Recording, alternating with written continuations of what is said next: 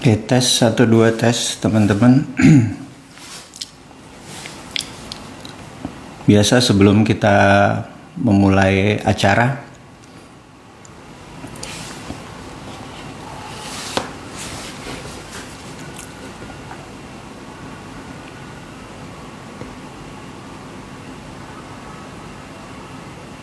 oke, baik teman-teman dimanapun, tolong suara dicek dulu apakah suara saya cukup jelas. Kemudian pencahayaannya apakah cukup jelas atau kurang terang. Tolong jempolnya dan tolong komennya, dan juga sahabat dimanapun posisinya, tolong kabarkan Anda di mana, di Aceh kah, di Papua kah, di belahan bumi manapun. Tolong dikabarkan sebelum kita memulai acara. Biasa saya untuk memastikan teman-teman semua bahwa suara kita bagus dan gambarnya juga cukup bagus.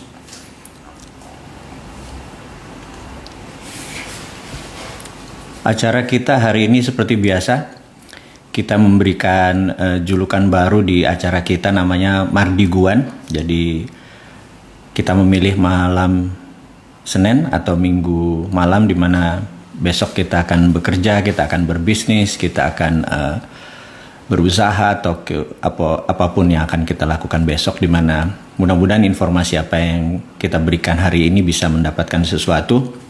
Juga kepada teman-teman dimanapun, di Indonesia bagian timur tentunya sekarang udah jam 10 malam, dan di Indonesia bagian tengah, di Bali, Sulawesi, Nusa Tenggara, dan lain sebagainya, Anda sudah masuk di wilayah jam 9. Dan di Indonesia bagian barat jam 8 harusnya udah pada sholat isya, semua sudah pada makan malam. Dan terima kasih sudah bergabung dengan Bosman Sontoloyo ini, di mana kita akan berdiskusi santai, tapi pasti informasi baru. Dan yang saya harap adalah Anda tidak baperan ya, karena saya kan bawaannya ngamukan mulu, apalagi orang Jawa Timuran itu kalau ada sesuatu yang nggak pas tuh kayaknya pengennya meledak aja gitu ya. Terutama kalau berbicara tentang geopolitik yang saat ini di Indonesia yang terjadi. Baik, kita akan mulai sekitar 30 detik lagi. Jadi kalau ada yang mau ke toilet mungkin masih sempat, sebelum mendengarkan provokasi dan cerita-cerita dari Bosman ini. Jadi tolong teman-teman dimanapun Anda berada, tolong dikabari posisi Anda di mana, di Madura kah, di Timika kah, di Sorong kah, di Aceh, di Betawi, di Jakarta, di Serang.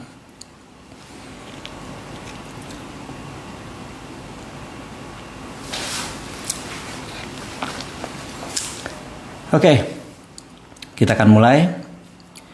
Mungkin ngepasin 5.000 orang aja dulu ya. Begitu sahabat semua 5.000 tuh kita akan mulai. Baik, sudah 5.000. Terima kasih teman-teman. Assalamualaikum warahmatullahi wabarakatuh. Salam sejahtera buat Anda semua.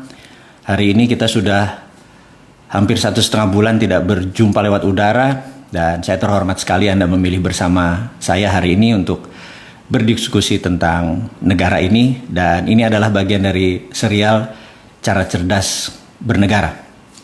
Jadi Presiden Sontoloyo ini adalah kabinet bayangannya pemerintah saat ini untuk mengingatkan, tapi dari sisi yang positif. Kita bukan oposisi. Kita adalah siapapun yang berkuasa, siapapun yang memerintah, pasti ada kekurangan. Kekurangan itu kita genapi, kita bantu. Dipakai nggak dipakai bukan masalah buat kita, gitu ya. Tidak ada niatan kita untuk mengambil posisi secara politik, tidak ada niatan kita untuk beroposisi. Tidak ada salah, tidak ada benar. Tapi kalau ada yang lebih baik, kenapa kita tidak coba? Jadi ada muscle knowledge yang baru, kenapa nggak kita coba gitu ya. Dan ini adalah zamannya VUCA world atau uncertainties-nya banyak sekali. Baik, saya akan mengumumkan pertama adalah sebelum ke topik kita, Cara Cerdas Bernegara, kita akan menginformasikan bahwa bagi sahabat yang sudah mempunyai akun Dinaran mulai minggu depan Anda bisa mengambil emasnya kalau Anda berminat. Misalnya Anda punya uang 5 juta, terus Anda mau mengambil emasnya sekitar 2 atau 3 gram, Anda bisa menghubungi customer service, fisiknya Anda bisa ambil dan Anda simpan di rumah. Itu nggak masalah karena saat ini secara sistem kita sudah siap. Jadi kemarin itu kita bangun pelan-pelan. Pertama kita bisa cash in atau beli emas. Kemudian kita bisa menjual atau transfer ke rekening BCA, ke rekening Mandiri, ke rekening Anda manapun pada saat sudah profit atau Anda membutuhkan dana tersebut. Sekarang Anda sudah bisa mengambil fisiknya. Jadi, saya perlu 10 gram gitu ya. Dan menurut manajemen saya diingatkan bahwa minimum adalah 2 gram. Jadi, saya tahu saat ini ada 109.000 sahabat kita yang bergabung di Dinaran. Terima kasih saya ucapkan. Walaupun belum 4 bulan, organisasi kita cukup strong dan mudah-mudahan bisa menjadi breakthrough di mana saat ini kita tahu bahwa banyak sekali yang naksir di dunia payment atau pembayaran. Jadi kalau ditanya Dinaran itu apakah jual beli emas? Jawabannya iya. Tetapi apakah Dinaran itu? Dinaran itu adalah gabungan dari OVO ditambah Genius ditambah debit card dan terakhir adalah underlay-nya emas. Jadi kalau Anda punya OVO atau punya GoPay, Anda nggak punya debit. Sekali lagi Anda punya debit card, Anda juga nggak punya e-wallet atau seperti GoPay. Sekarang Anda punya dan dengan adanya Genius digabungkan ya, ini hanya istilah saja. Ini Anda bisa melakukan hal-hal semua yang Anda butuhkan di dalam payment, pembayaran atau di dalam menerima pembayaran. Dan ini nanti di dunia UKM sangat menolong sekali. Anda bisa menerima 10 macam tipe pembayaran dari PayPal, Bitcoin dan lain sebagainya. Sabar, tapi itu sekali lagi itu adalah pada saat paket kita Dinaran sudah semakin komplit. Jadi di bulan Oktober nanti juga banyak orang yang menganggap bahwa dolar kayaknya currency yang safe haven. Jadi Dinaran nanti underlay-nya ada dolar juga. Jadi ya perlahan-lahan teman-teman kita mau mengingatkan bahwa Dinaran adalah sistem pembayaran. Kita saat ini bermitra dengan banyak bank, termasuk bank syariah dan lain sebagainya. Jadi sekedar informasi bahwa mulai minggu depan Anda udah bisa menarik fisik emasnya. Oke, berikutnya yang nomor 2 adalah ada buku bagian dari trilogi. Jadi saya menganggap anak-anak milenial yang sahabat-sahabat milenial yang saat ini usianya di bawah 40 tahun dan juga generasi Zoomer yang saat ini di bawah 22 tahun. Jadi saya merasa kalian adalah 62% populasi Indonesia. Saya merasa 4 tahun lagi Anda adalah the game changers. Anda yang memutuskan ke kiri ke kanan negara ini adalah Anda. Dan saya berharap adalah Anda yang masuk ke dalam pemerintahan, ke dalam decision maker. Saya sudah capek dengan yang tua-tua ini, terutama bukan tua umurnya, tetapi old mind-nya.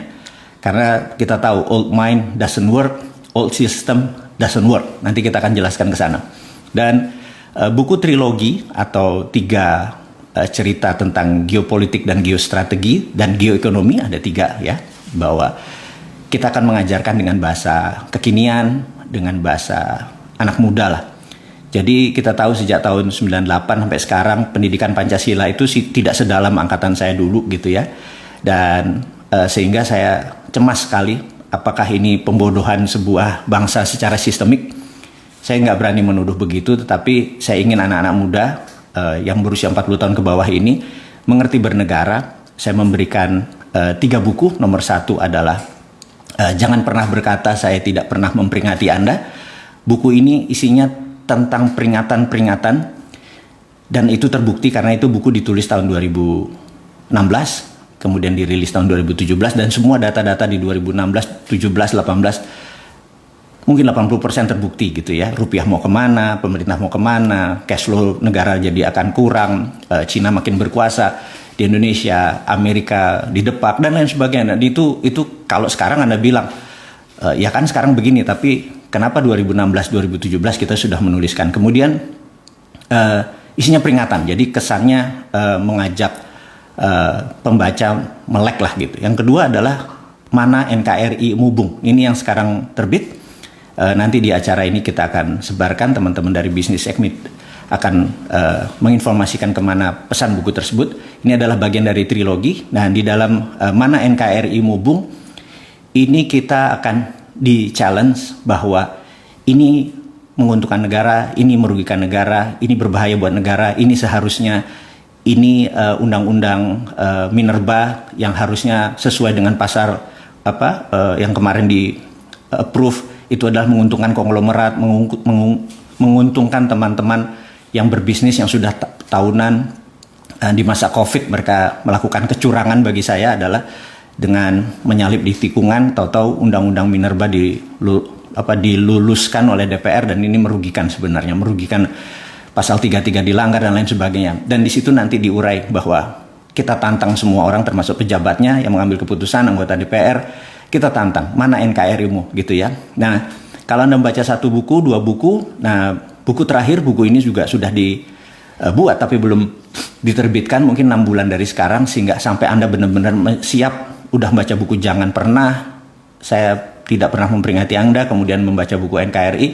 Yang terakhir adalah buku yang berjudul Redraw Map, atau menarik garis ulang. Jadi kita tahu saat ini GBHN tidak ada, GBHN adalah draw map, gimana kita menarik gambar. Kalau bernegara tidak punya haluan, tidak punya arah, ya seperti sekarang hanya menghabisin anggaran atau mengikuti GBHN dari negara lain. Nah, redraw map itu adalah, kenapa katanya redraw bukan drawing map atau menarik garis baru, tapi redraw. Karena saya mengingatkan bahwa pertama kali Indonesia, mungkin Nusantara, sewaktu masih Majapahit, Gajah Mada adalah manusia pertama yang menarik garis bahwa inilah Nusantara. Jadi mulai dari selatan Thailand, Filipina sampai seluruh Papua itu adalah wilayah Nusantara, dan disitulah dia mengatakan strateginya untuk menyatukan Nusantara, dan itu adalah drawing pertama dan akhirnya melahirkan Nusantara dan melahirkan Indonesia. Kenapa kita bilang kalimatnya redraw map, sekali lagi adalah menarik garis baru, karena masa kita selama sekian ratus tahun tidak pernah menarik garis gitu ya. Yuk kita tarik garis, dan siapa yang menentukan? Anda semua yang di bawah 40 tahun. Sekali lagi, kenapa? Karena saya harap Anda tidak old mind, saya harap Anda adalah new mind. Anda ngelihat ke depan, Anda ngelihat Indonesia adalah negara berdaulat, yang negara-negara lain adalah pendamping-pendamping, bukan pengontrol gitu ya. Kemudian sekali lagi, buku Redraw Map tadi, atau judul Redraw Map adalah judul atasnya, di bawahnya adalah Mari Bung Rebut Kembali. Jadi itu semua hanya buku ketiga dari trilogi, tetapi Anda akan hang kalau Anda tidak membaca buku yang mana NKRI-mu Bung gitu ya. Baik, berikutnya adalah saya merasa banyak teman-teman di masa COVID, di masa resesi saat ini,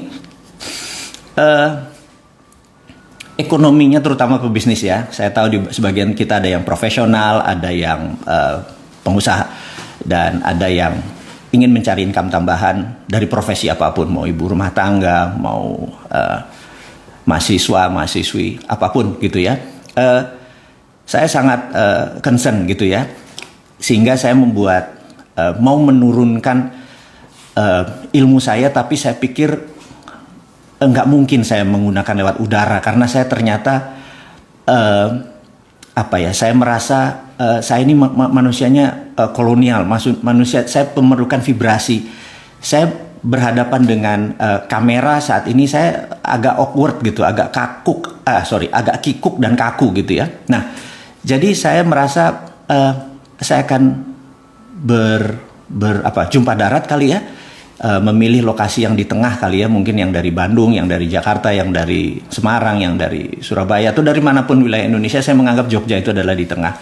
Jadi mungkin kita akan mengadakan acara Road to Billionaire. Ini benar-benar ingin mengajarkan teman-teman selama 12 jam apa yang dilakukan, kenapa di masa COVID dinaran omsetnya jangan tanya ya.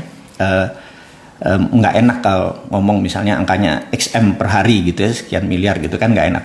Kemudian juga Santara misalnya, kenapa di masa COVID teman-teman IDX nggak bisa bergerak untuk listing atau IPO yang baru, Santara bisa menerbitkan 7, 8 dan semuanya sold out dan dengan angka omset yang luar biasa. Terus teman-teman bisnis saya yang jualan buku dan semua digital marketing produk kita naiknya hampir 100%, 200% gitu ya. Saya tergerak untuk nggak fair kalau saya nggak memberikan Anda rumusnya tadi. Kenapa bisa naik omsetnya dengan, sekali lagi, kita kan kaum moderat ya, modal dengkul urat gitu, nggak gede kok modalnya. Dan saya pikir ini harus harus saya berikan. Jadi insya Allah tanggal 26 September ini saya akan ke Jogja bersama sahabat saya Mas Keke. Jadi dari acaranya jam 8.30 sampai jam 8.30 malam ada kompetisinya dan ada bonusnya gitu ya. Nah, jadi yang saya mau bagi itu apa gitu ya. Ini saya kasih salah satu clue aja. Saat ini Bosman Mardigu adalah brand ya. Itu bukan saya, itu adalah brand. Pengelolanya ada 17 profesional muda-muda, ganteng, baik. Bersama saya 3 tahun ini dan mereka sahabat saya, mereka mitra saya yang saya nggak bisa sebut namanya satu-satu, tapi Anda tahu salah satunya adalah Bisnis Hack. Jadi mereka ngurusin semua apa yang kita akan kerjakan. Nah, di sana kita tahu bahwa Bosman Mardigu adalah brand. Jadi IG-nya saat ini ada 1,7, kemudian ada YouTube channelnya, kemudian ada Facebook dan Twitter dan lain sebagainya. Nah, dengan 3,7 juta followers dan saat ini alhamdulillah satu hari viewersnya dari YouTube-nya, bukan YouTube karena 3 channel ya, kita di IG ada, di Facebook ada, di YouTube ada. Ini penontonnya hampir 1 juta per hari. Jadi kita punya TV sendiri 1 juta per hari. Kita punya 3,7 juta followers, dan di mana itu kolam, anggap itu kolam. TV tadi adalah ikan yang kita untuk memancing. Dan kalau sahabat-sahabat melihat bahwa setiap 1 menit videonya Bosman itu nanti ada iklan gitu ya. Iklan itu ya TV kita ya iklan sendiri dengan kolam-kolam sendiri gitu ya. Nah, angka itulah yang membuat angka 9 digit 10 digit per bulan, dan saya ingin share ke teman-teman nanti di tanggal 26, dan ini bukan milik saya, ini adalah milik Anda semua. Jadi saya berharap kalau Anda ada waktu, tapi sekali lagi protokol COVID-nya kita penuhi.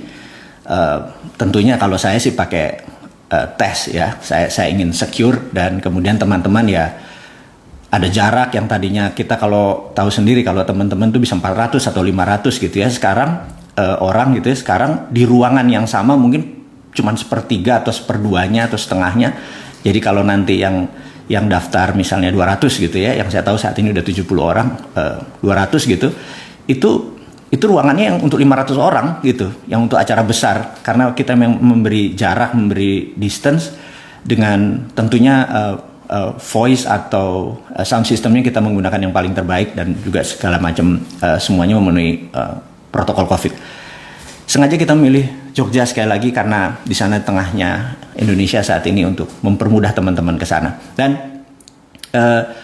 mudah-mudahan teman-teman bisa meluangkan waktu selama 1 hari, benar-benar 12 jam ya di Jogja, kita bertemu di sana. Berikutnya informasi, mungkin ini masih terlalu early, tapi saya sudah gregetan untuk tidak mengumumkan, itu nggak tahan saya. Jadi saya sangat peduli sama dunia sineas, dunia perfilman yang saat ini ada 150 sampai 200 film nasional tiap tahun beredar, tetapi kita sangat bergantung pada bioskop, sementara bioskop saat ini kena masalah COVID. Kedua adalah bioskop ini dikelola atau dipegang oleh beberapa bukan plutokrasi, bukan monopoli juga, oligopoli kali ya, karena lebih dari 2 atau 3, tapi yang mengontrol pasar itu adalah mereka yang menentukan mana yang akan dipasang, mana yang akan tidak dipasang. Jadi banyak sekali film-film bagus yang tidak bisa naik, dan saya tertarik untuk mendigitalkan. Jadi antara Netflix sama bioskop digabungin, Anda tahu, dan itu kita akan umumkan sebentar lagi. Tapi sekali lagi saya bocorin dari sekarang bahwa insya Allah sih nggak lama, bulan Oktober kita udah beta test, sudah segala macam, sudah bagus. Tapi sekali lagi saya nggak tahan untuk tidak menginformasikan ke sahabat semua. Jadi kita tahu bahwa bisnis kita semua akan lari ke digital, dan teman-teman yang nanti ikut di acara di Jogja juga Anda akan menjadi digital. Kita ada tool yang akan kita kasih ke sahabat semua, tool, bener-bener tool. Jadi bukan ngajarin hanya motivasi yang ayo dong kakak kamu bisa itu di tempat lain gitu ya. Saya bukan motivator, saya ngomong begini aja di teman-teman. Saat ini ada 7.400, saya segemeteran gitu. Saya dari tadi tanya, udah makan? Belum, saya bilang gitu. Karena saya tuh nggak biasa ngomong panjang gitu ya. Kalau nulis, kalau sebagai shadow cuman pakai suara doang, saya lebih nyaman. Jadi sekali lagi kita akan masuk ke topik kita, cara cerdas bernegara. Sahabat semua, saya mengucapkan terima kasih kepada para buzzer. Saat ini buzzer adalah punya income yang besar dan bagus.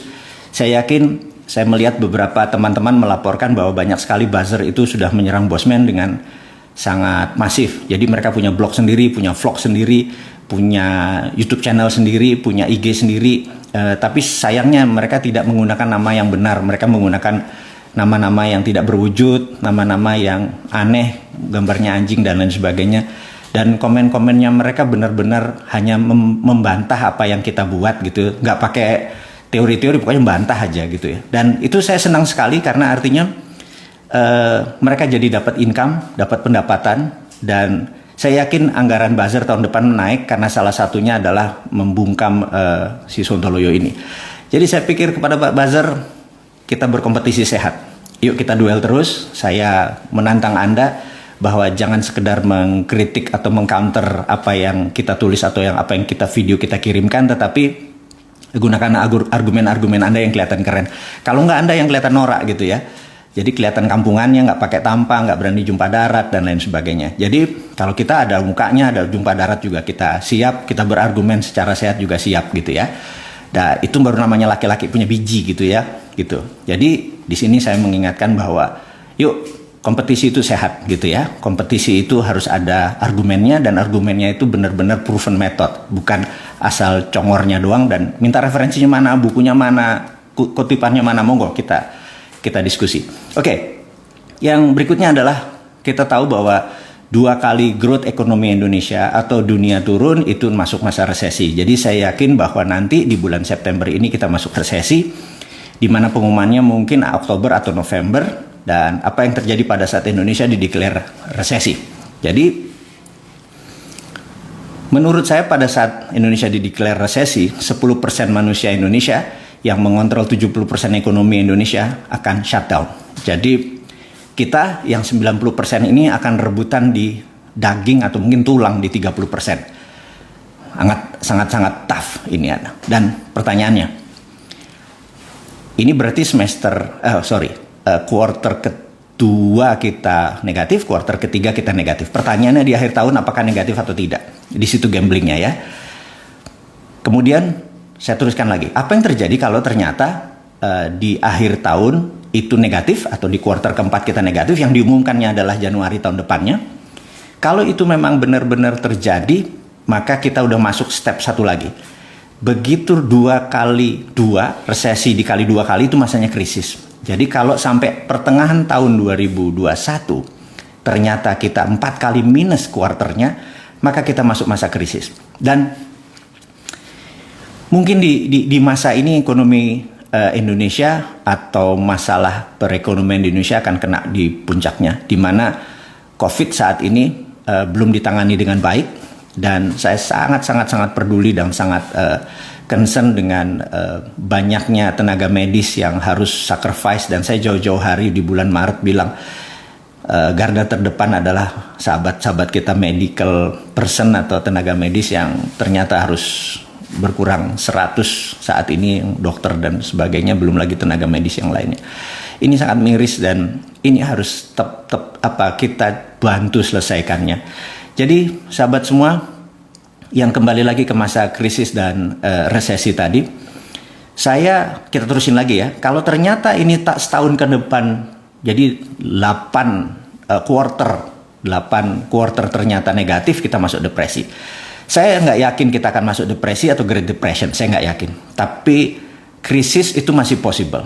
Nah, apa yang akan kita lakukan kalau krisis itu terjadi? Oke, sabar. Itu saya mengambil poin-poinnya dulu. Sekali lagi kita akan masuk ke topik berikutnya. Jadi tadi krisis dan resesi hanya ambil gambaran ya. Oke, kemudian kita bicara ke internasional dulu. Kita tahu bahwa bulan November ini Amerika akan menjadi ajang pertarungan baru, yaitu pemilihan presidennya mereka. Nomor satu adalah Trump kayaknya harus bekerja keras karena rating dia jeblok jauh sekali, dan mungkin apakah dia akan menggunakan cara kasar, declare war, saya nggak tahu gitu ya. Terus apakah orang kaya Amerika selama 4 tahun dia berkuasa itu happy? Itu saya juga nggak tahu. Tetapi yang saya tahu adalah, ini seandainya nih ya, ini kita kan lompat sedikit supaya ada refreshing daripada dengerin Bosman ngomong tentang politik toto kekencengan terus ada yang marah-marah. Tapi ini pengandaian aja. Jadi Trump itu adalah orang yang pebisnis, juga punya kuasa. Jadi dulu ya, gimana cara dia nolong teman-temannya yang waktu membuat dia menjadi presiden. Jadi caranya gini, dia bisa serang Alphabet, pemilik Google, dimaki-maki Alphabetnya, kemudian sahamnya turun 6-7%. Begitu turun 6-7%, apa yang terjadi? Teman-temannya pada beli semua. Sudah posisinya pada beli, ada yang pakai margin trading. Jadi masuk margin trading itu modalnya 1.000 tapi bisa beli 2 kali atau 3 kali lipat gitu ya. Kemudian gak lama kemudian, setelah dalam posisi beli semua teman-temannya, termasuk dia kali ya, kemudian dia menyatakan bahwa Alphabet, Google dipuji-puji dan lain sebagainya, dikasih apalah gitu ya, yang membuat saham itu naik 10% gitu. Anda bayangkan, kalau dia naruh $1 juta, margin trading atau dia dapat 3-4 juta dolar.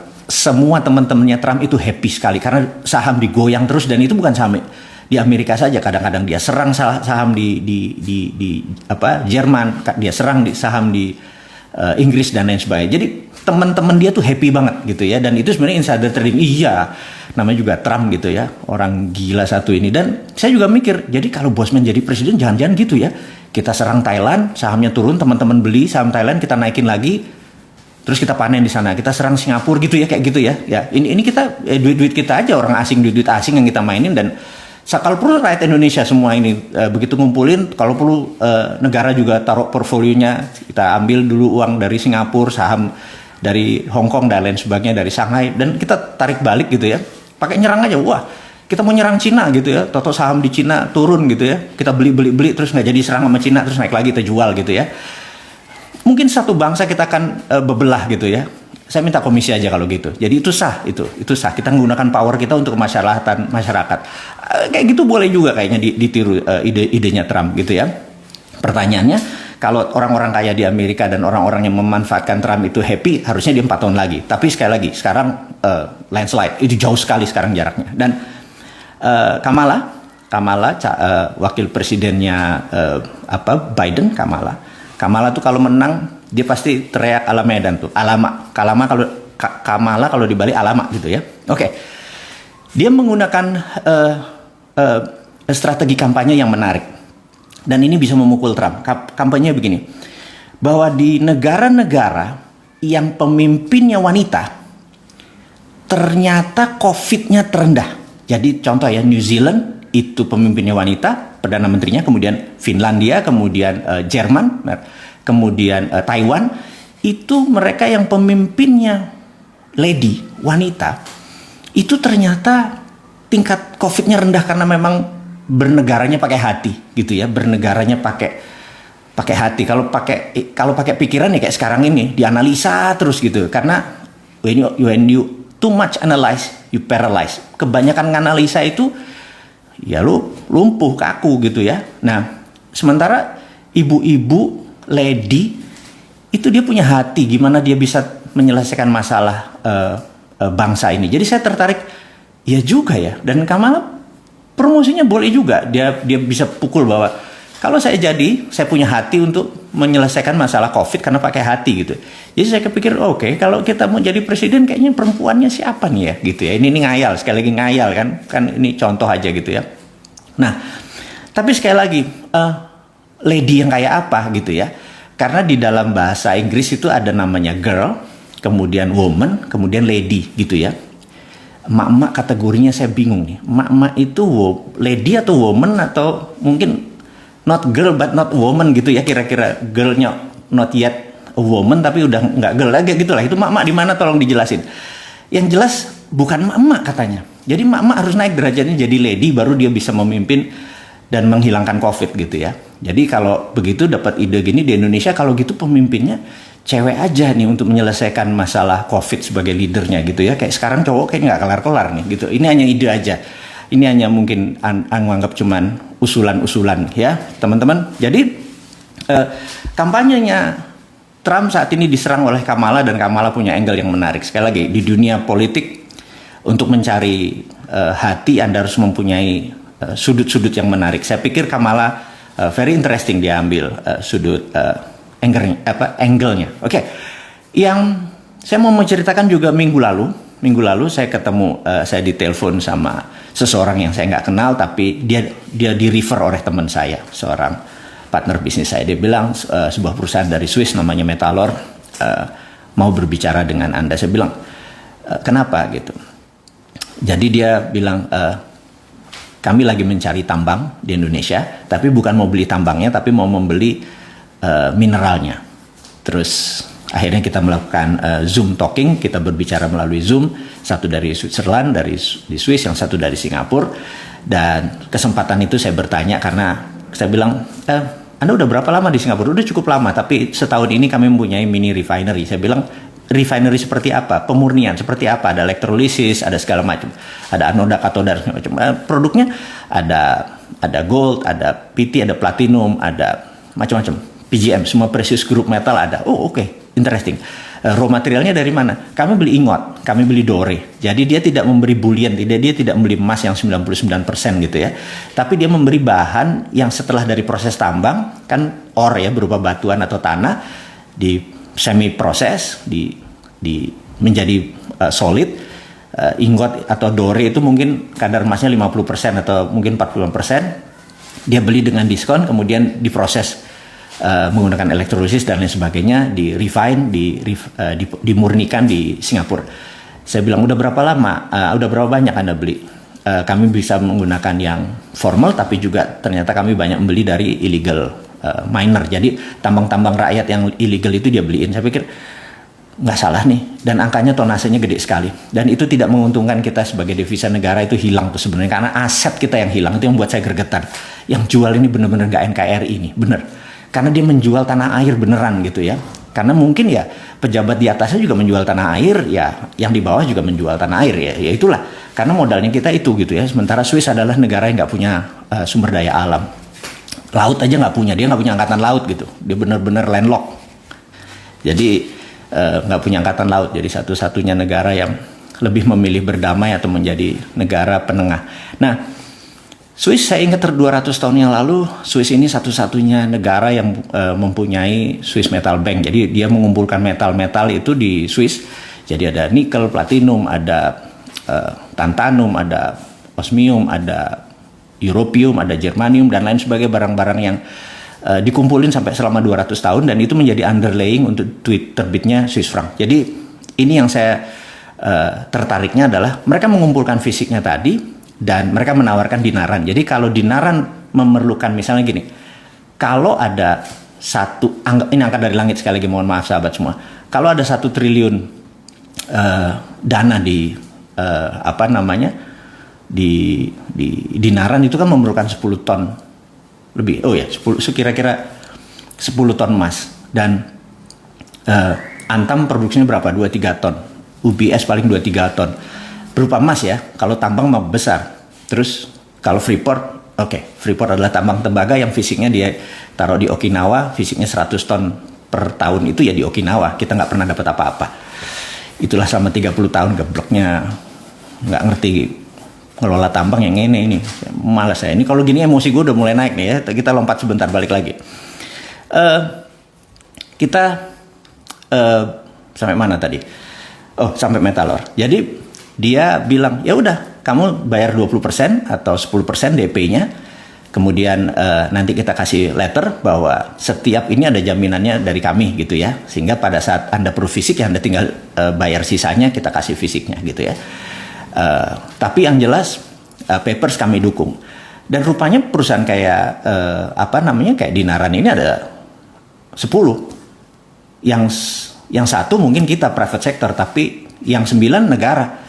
Jadi Metallor menjadi underlaying-nya Singapura dia beli surat berharganya emas tadi, dia terbitin Singapura dolar gitu ya. Nah, karena orang juga nggak nanya fisiknya, dia keluarin letternya, dan dia bisa dengan satu dengan tonase yang sama dia bisa terbitin ke Filipina, ke Malaysia dan lain sebagainya. Itu yang saya gregetannya adalah dia pinter sekali gitu ya. Ini negara nggak punya sumber daya alam tapi bisa melakukannya di negara sekitarnya. Dia kelola metalnya, jadi bukan tambangnya tapi metalnya, karena metal bisa jadi papers gitu ya, tapi tambangnya tidak. Nah, inilah yang saya pikir di tahun 1955 Pak Karno adalah presiden yang luar biasa. Dia sangat visioner gitu ya. Nah, di mana tahun 55 adalah Indonesia baru 10 tahun merdeka. Bayangin, 10 tahun merdeka, tahu-tahu bisa mengajak pemimpin dunia ke kota kecil yang namanya Bandung, bukan Jakarta loh. Bayangin, Anda mundur, setback ke tahun 55 di konferensi Asia Afrika. Bisa bayangin ya, yang datang itu ada tokoh-tokoh seperti siapa, kakeknya Kim Jong Un itu Kim Il Sung ya. Kemudian ada Mao Zedong datang, kemudian ada Gamal Abdul Nasser, kemudian ada Zulfikar Ali Bhutto. Itu legend semua. Itu adalah Nehru datang, pemimpin India. Kenapa mereka bisa datang ke Indonesia? Karena waktu itu Pak Karno tahu SDA kita, sumber daya alam kita itu kalau dimineralkan, ini menjadi underlying daripada currency rupiah yang akan lebih stronger dari dolar gitu ya. Sementara dolar sendiri mau jadi raja dunia karena dia waktu itu declare bahwa mata uang multinational currency adalah dolar. Baru 10 tahun di challenge sama Indonesia. Oke, itu saya nggak detailkan karena CIA tugasnya adalah akhirnya 10 tahun kemudian CIA termasuk yang mendesain sampai tahun 65 Pak Karno di kudeta atau dilengsarkan. Nah, kenapa saya menggunakan kata CIA? Saya cukup waktu di markas tersebut di Langley di Virginia. Jadi kalau teman-teman suka nonton film Hollywood, kalau kameranya dari atas terus ada Central Intelligence Agency gitu ya, ada kayak anggap stiker lah, terus orang jalan gitu ya, itu kamera dari atas. Tapi kalau kita masuk, dia ada yang puteran itu, pintu puter itu begitu masuk, yang kita lihat bukan yang ada di bawah itu, tapi yang ada di tembok di atas itu. Nah, tembok di atas itu ada sebuah kredo.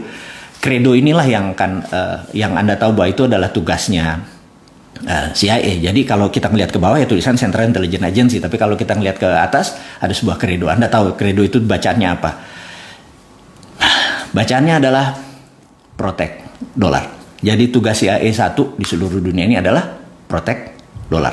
Itu tulisannya, protect dolar. Jadi teman-teman semua bahwa nggak gampang Anda menjadi ingin mengalahkan negara yang dikuasai yang punya 800 pangkalan militer, dari yang mulai fisik yang besar seperti di Subic di Filipina sampai yang sekedar safe house yang ada di Indonesia juga ada kali beberapa, kemudian di seluruh negara dunia ada safe house di mana mereka pasukan kecil tapi elit, mereka bisa melihat ini mau kemana arahnya sebuah negara.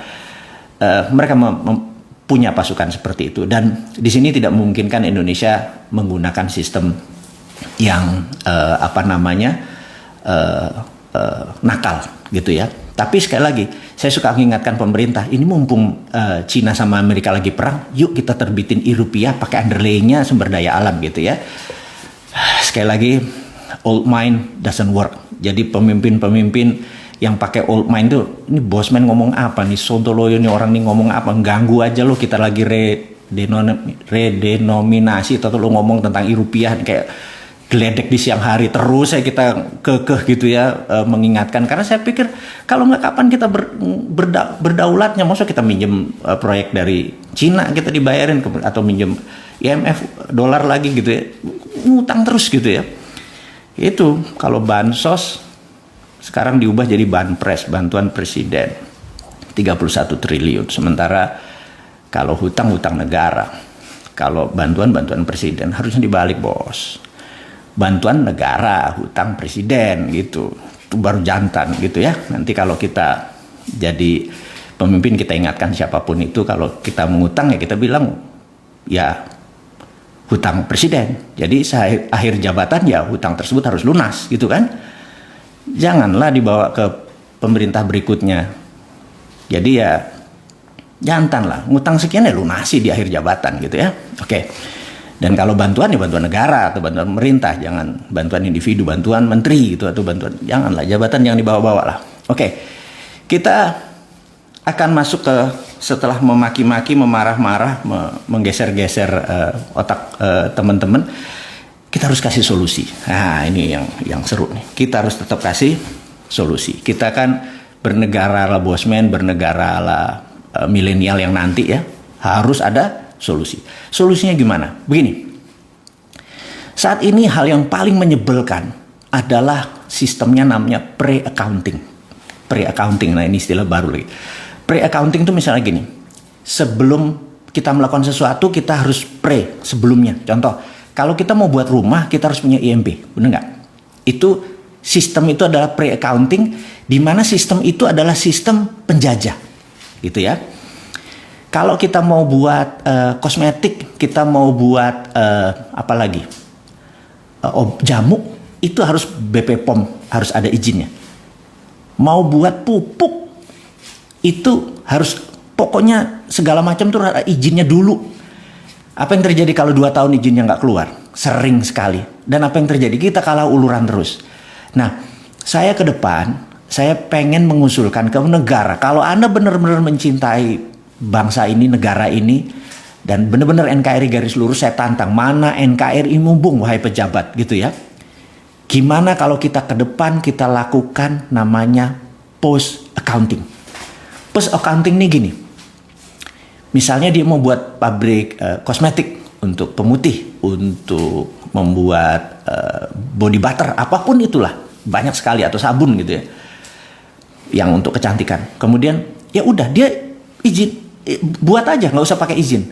Begitu barangnya sudah jadi, kan ada standarnya, dikasih tahu bahwa kadar ininya harus sekian, nggak ada merkurinya, nggak ada ini, nggak ada ini, nggak ada ini, gini. Pokoknya kalau ditangkap sama BP POM itu ternyata mengandung hal-hal yang berbahaya, apa yang dilakukan? Yang dilakukan adalah kasih SP3. Begitu ketangkap, sekali lagi tutup pabriknya, gitu ya. Nah, sehingga kita itu apa-apa tuh di belakang, gitu ya. Jadi sertifikat halal segala macam itu nggak usah pakai sertifikat di awal. Semua ini saya kadang-kadang bingung.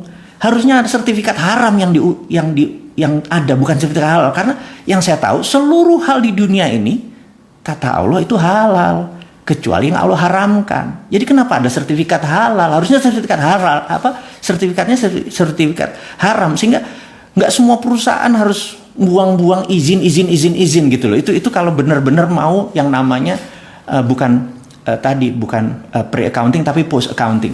Nah, kalau Anda mau buat pabrik, mau buat pabrik mobil, pabrik motor, tenaga listrik segala macam, udahlah sikat aja, udah nggak pakai izin gitu ya.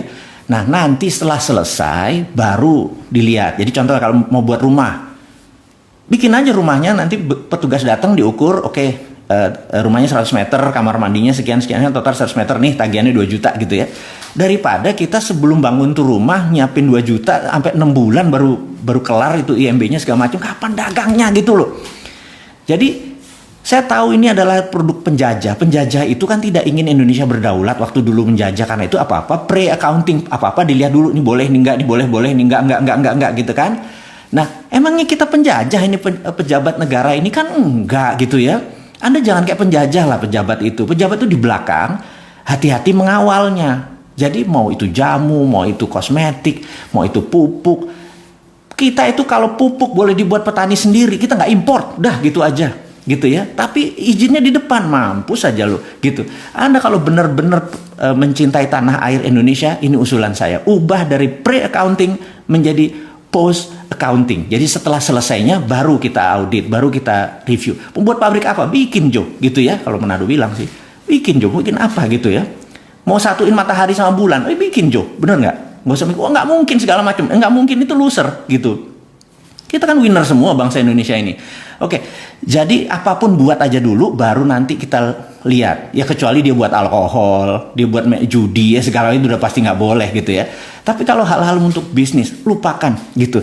Bahkan niru pun, ya niru, imitating, mau dari misalnya produknya Prada kayak mau Dior ditiru, di Tanggul Angin kayak di mana di Tajur, di Bogor sana mau niru, lepas.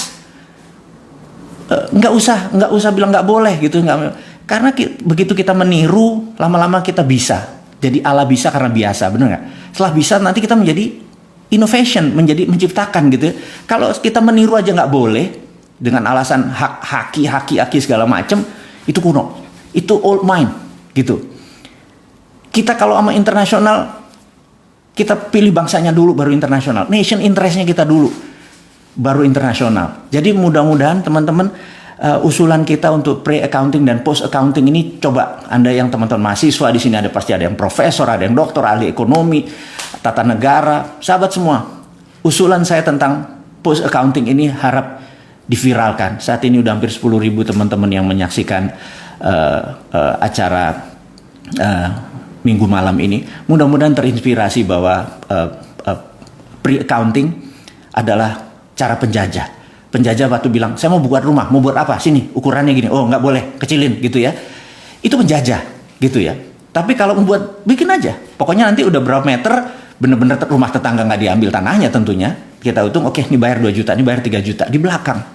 Itu kita menjadi, menjadi negara yang cepat berkembang.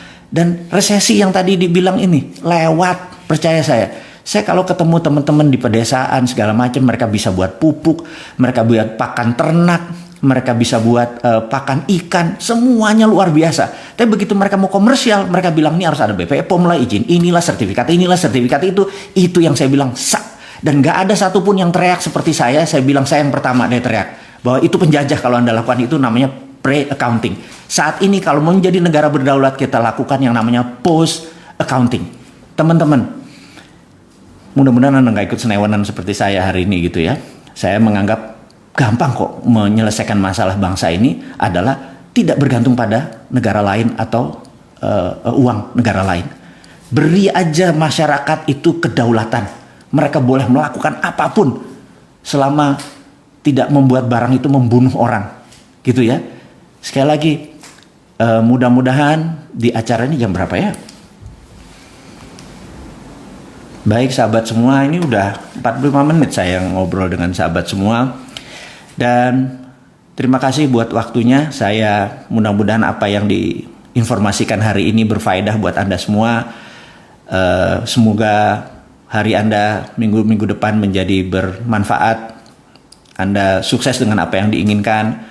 Ada cita-cita ingin menjadi tentara di angkatan laut, di angkatan udara, ingin menjadi pegawai negeri, apapun yang Anda cita-citakan, ingin berbisnis, ingin mencari modal, ingin mencari marketplace, apapun.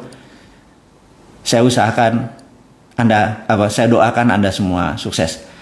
Tanpa berpanjang lebar, terima kasih atas waktunya. Saya mohon maaf jika ada yang tersinggung, jika pemilihan kata-kata saya tidak berkenan. Dan untuk buzzer, saya ingatkan terakhir, yuk berkompetisi sehat dengan Bosman. Dari saya, terima kasih. Assalamualaikum warahmatullahi wabarakatuh.